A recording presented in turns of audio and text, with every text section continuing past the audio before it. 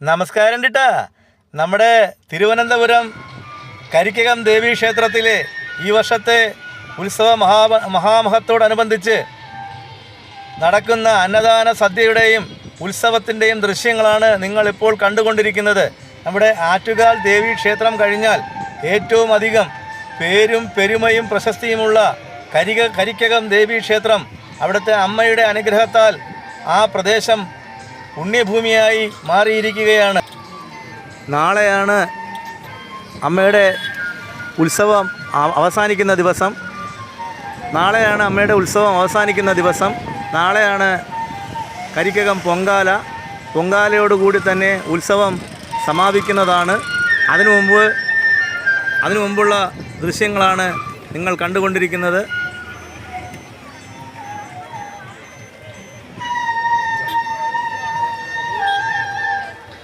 വൈകുന്നേരമാണ് സ്റ്റേജുകളിൽ പ്രോഗ്രാം നടക്കുന്നത്.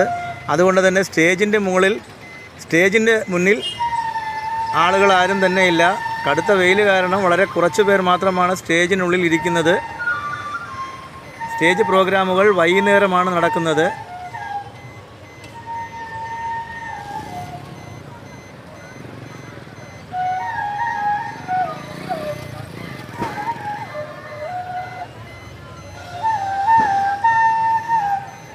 ആറ്റുകാൽ കഴിഞ്ഞാൽ ലക്ഷക്കണക്കിന് ആളുകൾ പൊങ്കാല ഇടാൻ വരുന്ന ഒരു ക്ഷേത്രമാണ്.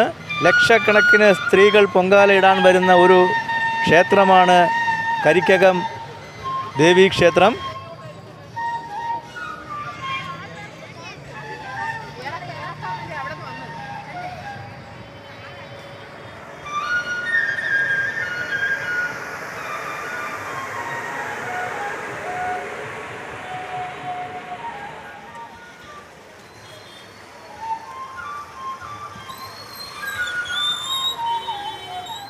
നിങ്ങളിപ്പോൾ വലതുഭാഗത്തായി കണ്ടുകൊണ്ടിരിക്കുന്ന ഒരു ബിൽഡിങ്, അത് അന്നദാന മണ്ഡപമാണ്.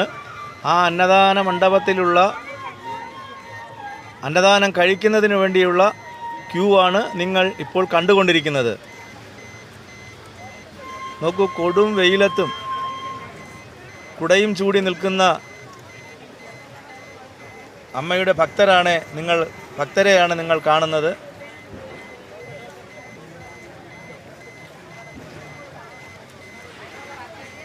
ഞാനും ഈ കൊടും വെയിലത്ത് നിന്നാണ് ഈ വീഡിയോ ചിത്രീകരിച്ചുകൊണ്ടിരിക്കുന്നത്, അത് നിങ്ങളിലേക്ക് എത്തിക്കുന്നത്.